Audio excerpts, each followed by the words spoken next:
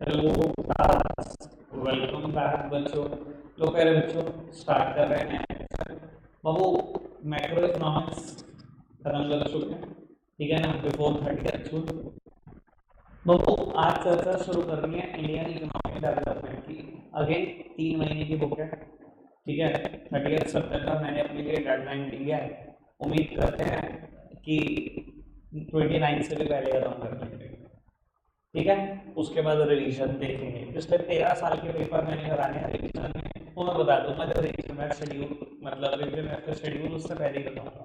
अभी आगे की बात करता हूँ बाबू। इंडियन इकोनॉमिक डेवलपमेंट में पढ़ने क्या वाले हैं, सबसे पहली चर्चा ये हो जाए। और बुक को कैसे पढ़ना है, शेड्यूल क्या रहेगा, मैं पूरी चीज डिटेल में डिस्कस कर लूंगा आपसे। बाबू इंडियन इकोनॉमिक डेवलपमेंट के लिए ना आप कोई भी प्राइवेट राइटर की बुक नहीं खरीदेंगे।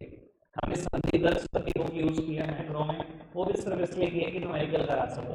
आपको भी पता है सब कुछ नोट्स दिए हैं मैंने, बनवाए हैं सब कुछ नहीं, बिठाकर समझाया सब कुछ नहीं पर है। कोई बुक खुलवाई नहीं है बेटा, सिर्फ न्यूमेरिकल करने थे तो बुक खोली थी, वरना बुक में नहीं खोली थी। अब वो इस बुक के लिए तो आपको प्राइवेट ऑथर को खरीदना ही नहीं है, एक भी बुक यूज नहीं करनी। मैं बता देता हूँ हमारे लिए बेंचमार्क रहेगा क्या। सब बेंचमार्क रहेगा हमारे लिए एनसीईआरटी, ठीक है जी। 100 से 150 पेज की किताब है। बस ये देखो कितनी कैपेसिटी है, कितनी बार पढ़ सकते हो एनसीईआरटी। मैं एक बार अभी पढ़वाऊंगा, एक बार रिवीजन में पढ़ाऊंगा, एक आध बार पढ़ाऊंगा, 3 बार तो नहीं पढ़ाऊंगा, ठीक है जी। सारे नोट्स में एनसीईआरटी पर बेस्ड होंगे, एक एक लाइन एनसीईआरटी से उठी होगी, एक एक लाइन। कुछ टॉपिक ऐसे होंगे जो एनसीईआरटी, उसके लिए भी आपको प्राइवेट ऑथर नहीं खरीदना, मैं खुद लिखवा दूंगा, ठीक है जी। मैं अभी ना बच्चे को सुन रहा था कल या परसों, नीट के एग्जाम में उसके 716 नंबर आए हैं, 716। वो अभी खैर पॉपुलर भी बड़ा हो गया नीट का एग्जाम, वो चीटिंग के चक्कर में पता नहीं क्या क्या। तो उस बच्चे का कहना सिंपल सा एक था कि मैंने कुछ बायोलॉजी की एनसीईआरटी 50 से 60 बार पढ़ी। तो उससे रिपोर्टर ने पूछा 50 से 60 बार एनसीईआरटी पढ़ने पर क्या हुआ। कहते एक लाइन याद थी। कहते तो मतलब 50 से 60 बार पढ़ने के बाद आप 716 ले आए, आप मानते हो सिर्फ एनसीईआरटी पढ़ने के बाद लाए। तो उसने कहा जी मैं मानता हूँ, सिर्फ एनसीईआरटी से लिया है। मैं आपको एक बात बोलूं, अगर इसकी एनसीईआरटी आपने पक्की कर ली ना, लिख के ले लो पूरे 40 में से 40, कोई रोक नहीं सकता। पर आपको ये भी बता देता हूँ, पिछले किसी भी साल के बच्चे से पता कर लेना, मैक्रो में 40 में से 40 लाने वाले, अगर सीबीएसई सेग्रीगेट करके दे देना मार्क्स कि मैक्रो में कितने हैं और आईडी में कितने हैं, 40 में 40 लाने वाले ना आपको 20% बच्चे मिलेंगे एक ही शहर के, और आईडी में 1% मिलेंगे। जिनके इको में पूरे आते हैं ना, बस आप समझ लो बहुत बड़ी बात है, बहुत बड़ी हस्ती है। आईडी में बच्चा पूरा नहीं ला पाता, ठीक है जी। मेरे एफर्ट इतने होंगे कि आपको लगेगा कि मैक्रो में मैंने एफर्ट ही नहीं डाले। अगर आपको लगता है ना मैक्रो आपको बहुत अच्छा समझ में आई, तो मैं बोल रहा हूँ मेरे एफर्ट इतने होंगे आईडी में, आपको लगेगा कि मैंने मैक्रो में एफर्ट ही नहीं डालना था, मैं इतने एफर्ट डालने वाला हूँ, ठीक है जी। और अगर आपको अपने कॉम्पिटिटर से एज लेनी है तो भाई आईडी में ले पाओगे, क्योंकि आपका कोई तोड़ नहीं होगा आईडी में, टीचर भी तोड़ नहीं होंगे आपके। टीचर जो क्वेश्चन पूछेगा आप उसको उंगलियों पे बताओगे, मैं लिख के दे रहा हूँ ये बात, ठीक है जी। अब आओ जी पढ़ेंगे क्या और कैसे। बाबू टॉपिक का नाम है इंडियन इकोनॉमिक डेवलपमेंट, मतलब बुक का नाम है इंडियन इकोनॉमिक डेवलपमेंट। बाबू इंडिया की इकोनॉमी कैसे डेवलप हुई है, मुझे इसकी चर्चा करनी है। बहुत सारे बच्चे बोलते हैं यार हिस्ट्री पढ़ा रहे हैं, हमें हिस्ट्री पढ़ा रहे हैं, 9th 10th की याद दिला रही है बुक। बाबू ठीक है, मैं कहता हूँ हिस्ट्री पढ़ाएंगे, पर बाबू उस हिस्ट्री को ना मैं इकोनॉमिक एंगल दूंगा हर जगह पर, एंगल हर जगह पर इकोनॉमिक का देना है। सर आज की तारीख में अगर मैं आपको इंडिया की करंट इकोनॉमी के बारे में पढ़ा दूं, तो बेटा आपको कैसे पता लगेगा कि वो करंट इकोनॉमी किन चीजों का रिजल्ट है। मान लो आज आप देखते हो पॉवर्टी बहुत है, आज आप देखते हो इंडिया में और समस्याएं, रूरल डेवलपमेंट बहुत अच्छी नहीं हो पाई, आप बहुत सारी समस्याएं इंडिया की देखते हो। अगर मैं आपको आज करंट इकोनॉमी हालत पढ़ाने लगूं, आपको ये भी तो पता होना चाहिए वो करंट इकोनॉमी हालत किसकी वजह से हुई है। बेटा वो उसी 200 साल की वजह से हुई है जो अंग्रेजों ने हमें दिए हैं। आपको ये भी तो पता होना चाहिए इंडिपेंडेंस के दिन हमारी इकोनॉमी हालत क्या थी। ये जो आप करंट इकोनॉमी देख रहे हो ये सब करंट पॉलिसी की वजह से नहीं बेटा, ये बहुत सारी ऐसी पॉलिसी की वजह से है जो पास्ट में ली गई थी। समझ में आ रही बात। अब मैं बता देता हूँ ना ये पूरे की पूरी बुक डिवाइडेड कैसे है। बाबू सबसे पहले हम पढ़ेंगे 1947 में हमने जो इकोनॉमी इनहेरिट करी फ्रॉम द ब्रिटिशर्स, वो इकोनॉमी दिखती कैसी थी, इकोनॉमी हालत उसकी क्या थी, एक पूरा चैप्टर इस पर है। उसके बाद हम पढ़ेंगे बेटा हमने 40 सालों में क्या किया ऐसा कि इकोनॉमी कुछ सुधरे। उसके बाद बेटा हम पढ़ेंगे कि एलपीजी आने के बाद इकोनॉमी में कितने सुधार हुए। 1991 एलपीजी के बारे में सब जानते हैं यार, 9th में पढ़ा होगा, 10th में पढ़ा होगा, 11th में मुझसे पढ़ा होगा बीएसटी में। और बाबू अब और डिटेल पढ़ने वाले हो, अब तो इकोनॉमिक्स में पढ़ने वाले हो तो और डिटेल पढ़ना पड़ेगा। और उसके बाद देखना पड़ेगा कि अब करंट में इंडिया के सामने प्रॉब्लम क्या चल रही है इकोनॉमी की। समझ में आ रहा है कैसे पढ़ने वाले हैं सर? ये जो करंट प्रॉब्लम आप देखोगे ना, ये रिजल्ट तो इन्हीं सबका है। अगर मैं इनके बारे में ना बताऊं, सीधा करंट प्रॉब्लम शुरू कर दूं, तो आपको तो लगेगा कि यार ये करंट पॉलिसी की वजह से हुआ है। करंट पॉलिसी की वजह से हुआ ही नहीं बेटा, बहुत कुछ तो पुरानी पॉलिसी की वजह से है, तो पुराना तो जान लो। समझ में आ रही बात? इसलिए बच्चों को लगता है यार हिस्ट्री पढ़ा रहे हैं, कहाँ लेके चले गए, हमें 1947 में लेके चले गए। उसको ये नहीं समझ में आता क्योंकि टीचर इंट्रोडक्शन देता ही नहीं इस बुक का। आधे सालों को पता ही नहीं इंट्रोडक्शन देना कैसे इस बुक का। सब शुरू करते हैं भैया पहला चैप्टर है ये नाम है, ठीक है जी। तो बाबू हमारी जो करंट प्रॉब्लम है वो रिजल्ट है पास्ट पॉलिसीज का, ठीक है जी। बाबू चैप्टर नंबर 1 शुरू कर रहे हैं। चैप्टर का नाम है Indian economy on the eve of independence. लिख देता हूं चैप्टर नंबर 1, लिख लो सारे, श्री गणेश करो।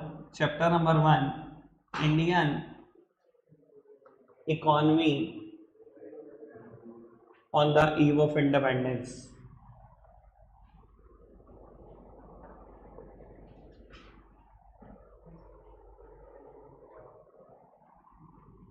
लिखना फटाफट से। ओ मतलब समझ में आया? इधर देखना, इंडियन इकोनॉमी इंडिपेंडेंस के दिन कैसी थी। ऑन द ईव, ईव का मतलब इवनिंग्स है, कि इंडिपेंडेंस के दिन कैसी दिखाई दे रही थी इंडियन इकोनॉमी, ठीक है सर। बेंचमार्क क्या है आपको बता दिया, आपके लिए बेटा एनसीईआरटी का बेंचमार्क गुरु ग्रंथ साहिब भगवत गीता के बराबर समझो इसको, ठीक है जी। जितनी श्रद्धा से उसको पढ़ते हो उतनी श्रद्धा से इसको पढ़ जाना बेटा 10 बार। देख लेना एक भी क्वेश्चन ऐसा होगा नहीं जो यहाँ से बाहर होगा। 40/40 की तैयारी कर रहे होंगे आप, ठीक है जी। 100 छोड़ना मुझे लगता है कोई बहुत बड़ी बात है। बस यार इस बुक में एक दिक्कत है, पूरी ब्लैक एंड व्हाइट बुक है, ठीक है जी। ऐसी बुक में मजा नहीं आता, एक तरफ कैटरीना कैफ की फोटो होनी चाहिए, कलर बुक होनी चाहिए, फिर आता है थोड़ा सा मजा। आओ जी पढ़ते हैं बाबू। यूनिट नंबर 1 का नाम लिखा हुआ है development policies and experience 1947 to 1990। 2 chapter पढ़ेंगे इसमें। एक तो chapter number 1 Indian economy on the eve of independence, फिर बाबू 5 ईयर प्लान है 1950 to 1990। करूंगा उसकी चर्चा क्या है जब वो आएगा चैप्टर।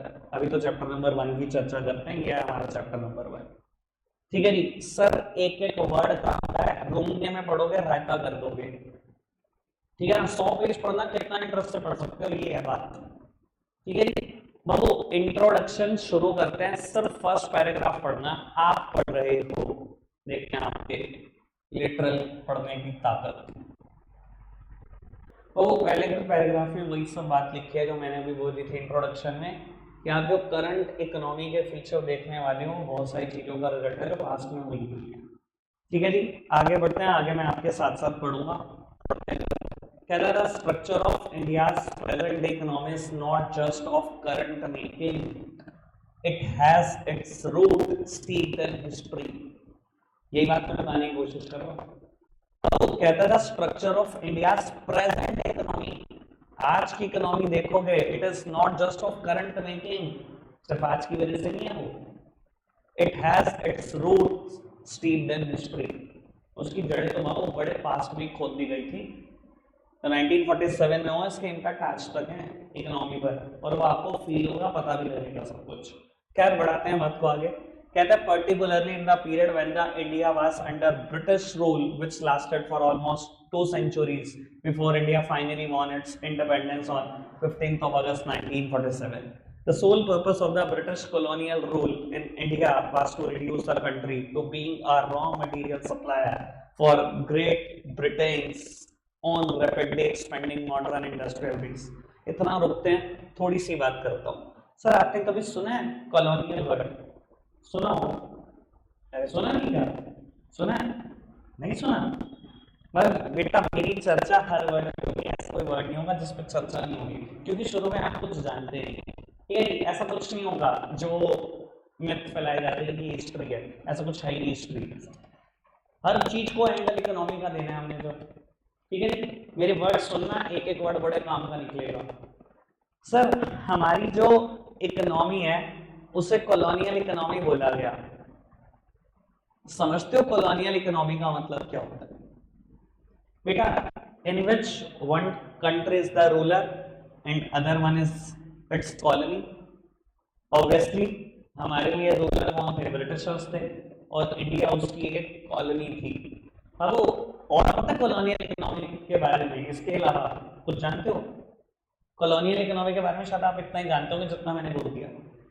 किसको बोला जाता है कॉलोनियल इकोनॉमी? जहां एक कंट्री रूलर बन के आ जाए और दूसरी कंट्री उसकी कॉलोनी बनकर आ जाए। ठीक है ना, हमारे ब्रिटिशर्स रूलर थे और इंडिया उसकी कॉलोनी थी। इसके अलावा कुछ जानता है? चलो अब आपको आगे की बात बता देता हूँ। ठीक है जी बाबू, रूलर को पूरे राइट होते हैं कि वो कॉलोनी से रिलेटेड कोई भी इकोनॉमिक पॉलिसी फ्रेम कर सकता है। मैंने कहा है इकोनॉमिक एंगल देना, मैं इकोनॉमिक एंगल दूंगा, मैं हिस्ट्री एंगल कभी नहीं दूंगा। ठीक है जी, रूलर को पूरा राइट होता है कि वो कोई भी इकोनॉमिक पॉलिसी फ्रेम कर सकता है अपनी कॉलोनी की। और आपको पता है हमारे लिए ब्रिटिशर्स ने कैसी कैसी क्या क्या नहीं मतलब फिक्स किया होगा, इंडिया की पूरी जान ले ली गई। चलो मैं एक बात बोल देता हूँ, वैसे मुझे भी 10 मिनट के बाद बोलनी थी। बेटा ब्रिटिशर्स ने ना एक काम किया, इंडिया सेना रॉ मटेरियल सारे एक्सपोर्ट करने लग गए ब्रिटेन की तरफ। सब कुछ ब्रिटेन की तरफ रॉ मटेरियल एक्सपोर्ट करने लग गए। और ब्रिटेन के ऊपर अगर आप ब्रिटेन को एक्सपोर्ट कर रहे हो, no taxes will levied, no taxes, कोई टैक्स नहीं है अगर आप ब्रिटेन को एक्सपोर्ट करो तो। और अगर इंडिया किसी और कंट्री को एक्सपोर्ट कर दे तो, किसी भी और कंट्री को एक्सपोर्ट कर दे तो सर टैक्सेस हैवी थे, इतने हैवी कि 200% टैक्सेस थे। कौन खरीदेगा इंडिया से? कोई भी नहीं, यही तो चाहते हो। और अगर आप ब्रिटेन से इंपोर्ट कर रहे हो, it is also duty free, import पे भी कोई टैक्सेस नहीं अगर ब्रिटेन से इंपोर्ट हो रहा है। पर हालात इतने खराब हो चुके थे कि इंडिया एक्सपोर्ट कर रहा था रॉ मटेरियल, इस रॉ मटेरियल से यहाँ फिनिश गुड्स तैयार होता था, और इंडिया इंपोर्ट कर रहा था फिनिश गुड्स। आपको आइडिया नहीं होगा लेकिन मैं बता देता हूं, अगर कोई भी देश ऐसा करता है ना तो बोला जाता है उसका फॉरेन ट्रेड ना बैकवर्ड है। पता है क्यों बोला जाता है बैकवर्ड है? कोई भी देश आज की तारीख में आप ऐसा नहीं देखोगे जो अपना रॉ मटेरियल किसी और देश को बेच दे। इंडिया अपना रॉ मटेरियल बेच रहा है और फिनिश गुड्स खरीद कर ला रहे, इंपोर्ट करके ला रहे। बेवकूफी बोली जाती है, इसको इकोनॉमिक्स की भाषा में बेवकूफियत बोलते हैं। इसे बोलते हैं composition of the foreign trade is very backward. क्योंकि हर देश को करना क्या चाहिए भाई? फिनिश गुड्स करने चाहिए एक्सपोर्ट। आप रॉ मटेरियल बेच रहे हो। इंडिया को ना मेरा सोर्स ऑफ रॉ मटेरियल बनाकर रख दिया था ब्रिटेन ने, ऐसी इकोनॉमिक पॉलिसी थी हमारे ऊपर। सारे देश का रॉ मटेरियल खाली कर दिया था। समझ में आ रही बात? कोई दिक्कत कोई परेशानी तो नहीं? मैंने हिस्ट्री एंगल दिया, कोई बात पे हिस्ट्री एंगल नहीं होगा, सिर्फ इकोनॉमिक एंगल। ठीक है जी, कॉलोनियल का मतलब बता दिया मैंने। यहां पर लिखा हुआ था कि सिर्फ रॉ मटेरियल सप्लायर बनाकर रख दिया, मैंने बता दी बात। आगे बच्चा चलो जी, सब जितना अच्छे से इंटरेस्ट लेके पढ़ सकते हो पूरी जान लगा के ना, ये सब कुछ देगी आपको। आओ जी आगे बढ़ाते हैं। बस इस लाइन में और कुछ मुझे नहीं पढ़ाना। इसके बाद ये मैं चाहता हूं आप ये पढ़ो, एक पर्टिकुलर बॉक्स पढ़ते हैं। Muslin is a type of cotton textile which had its origin in Bengal, particularly placed in and around Dhaka, spelled during the pre-independence period as Dhaka, now the capital city of Bangladesh. Babu muslin एक type का cotton textile होता है जिसको हम हिंदी में मलमल बोलते हैं। ठीक है जी बाबू, वो मलमल कहते हैं उस टाइम पर बंगाल में होता था, जो आज की तारीख में बांग्लादेश की कैपिटल है ढाका में चली गई है। ठीक है ना, बांग्लादेश बना तो उधर वेस्ट बंगाल के हिस्से से ही है ना, वेस्ट बंगाल हमारे पास रह गया, बाकी उनके पास चला गया। ठीक है जी, आगे बढ़ाते हैं बात को। Dhakai muslin has gained worldwide fame as an exquisite type of cotton textile. The finest variety of muslin was called malmal. Sometimes foreign traveler also used to refer to it as malmal shahi, malmal khas. मेरी तरफ देखना sir, इतने important word है ना, आपको लग रहा होगा बॉक्स की कोई इंपॉर्टेंस नहीं है। एक क्वेश्चन बना दूंगा मैं यहीं से कि मसलिन कॉटन टेक्सटाइल का ओरिजिन कहाँ था, बंगाल था। ठीक है जी, वो फॉरेन ट्रैवलर क्या बोलते थे मसलिन को, मलमल शाही, मलमल खास। आपको कहां से निकले, पुराने एपिसोड देखना जहां राजा महाराजा एम्परर कोई ऐसा कोई शो देखो जहां पर हो, आपको दिखाई देगा कि राजा का दरबार मलमल लगी हुई है, इवन राजा भी पहनते थे। ठीक है जी, मलमल कहां तक पहनते थे भाई साहब, फ्लोर टच, वो आ रहे हैं और फ्लोर से टच होता होता कपड़ा आ रहा है, पूरा पीछे मलमल का कपड़ा है, इसलिए बोला जाता था मलमल शाही। शाही फैमिली, रॉयल फैमिली पहनती थी इसको। मलमल खास, ये खास ही लोग पहनते थे, आम के बस की बात नहीं थी। ठीक है जी, सर इंपॉर्टेंट है, मैं लिखवाऊंगा अपने नोट्स में, जितनी बातें यहाँ से बोल रहा हूँ ना सब लिख रही हैं, बहुत तगड़े नोट्स बनते हैं इसके आईडी के। मुझे तो लगता है मैं बहुत मास्टर हूँ इस चीज का, तो मैं चप्पा चप्पा रखा हूँ इसका, चप्पा चप्पा।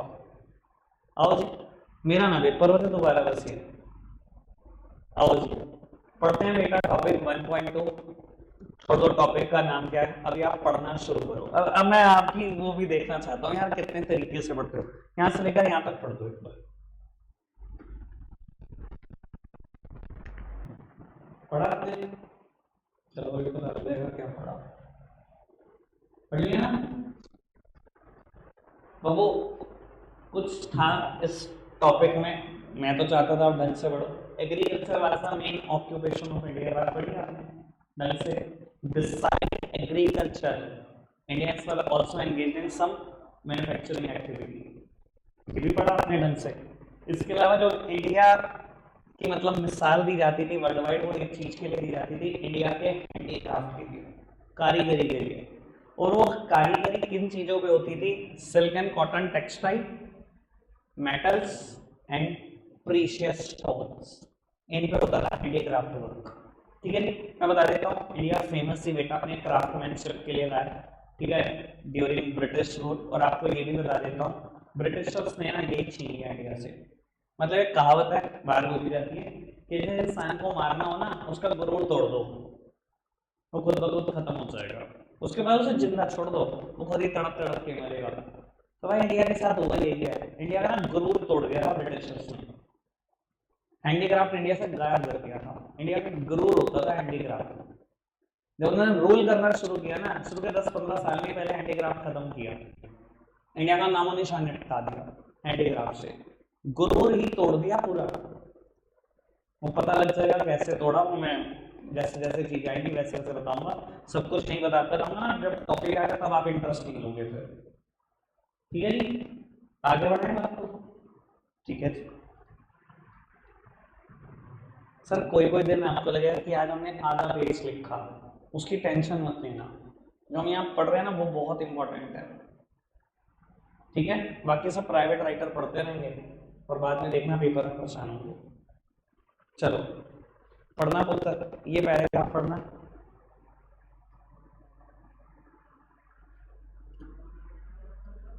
चलो जी बाबू, अगर ब्रिटिशर्स ने कुछ भी किया है ना इंडिया में, तो कभी भी उसका ऑब्जेक्टिव इंडिया को डेवलप करना नहीं है, कभी भी नहीं। उसका ऑब्जेक्टिव क्या था, सिर्फ हमारे देश का इंटरेस्ट अचीव होता है, और वो इंटरेस्ट एक ही था, फाइनेंशियल इंटरेस्ट अचीव होता है, हम कमाते रहे। ठीक है जी, और घूम फिर के आखिरी में बात वही है, इंडिया का रॉ मटेरियल सप्लाई बना कर रख दिया, फिनिश गुड्स का इंपोर्टर बना के रख दिया। चलो ये पैराग्राफ में और कुछ खास था। अब यहाँ से एक बात फिर खास आएगी, पढ़ते रहो। चलो यहाँ से पढ़ना शुरू करो।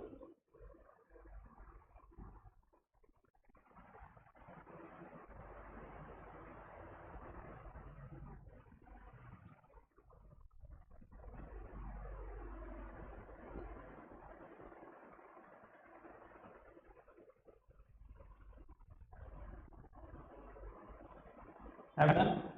ये नाम इग्नोर नहीं करने। आपने सोचा मैं इतने सारे नाम कौन पढ़ेगा, इग्नोर करो, आगे बढ़ो। ठीक है, आगे बढ़ जाए। ये पूरा पैराग्राफ भी पढ़ दो, यहाँ से भी दो बातें लिखवाऊंगा मैं आपको।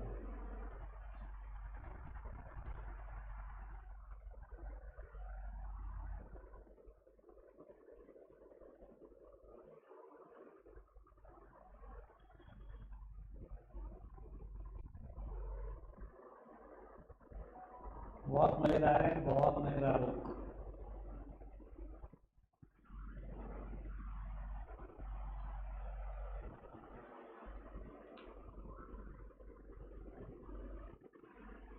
डन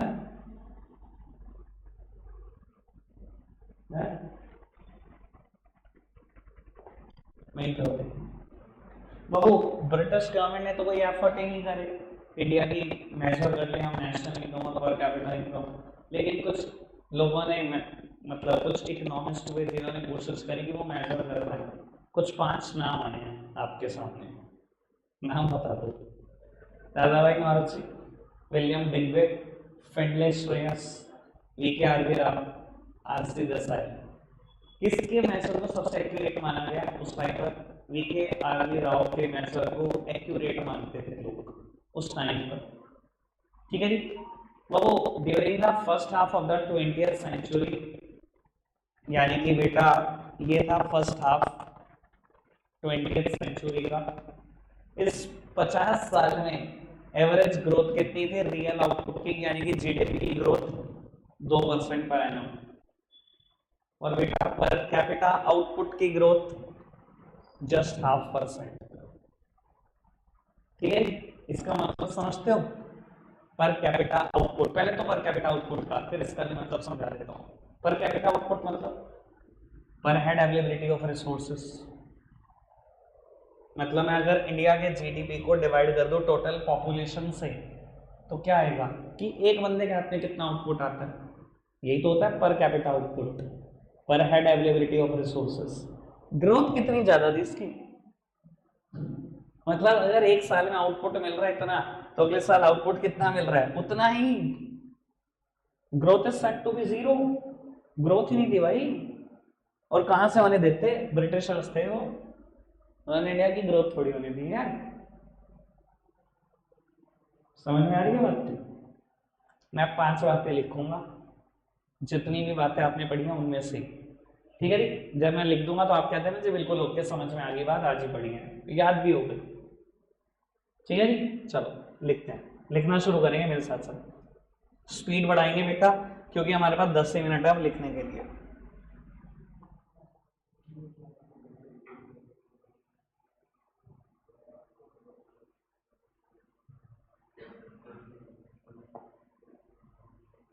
टॉपिक का नाम लिखेंगे इंट्रोडक्शन।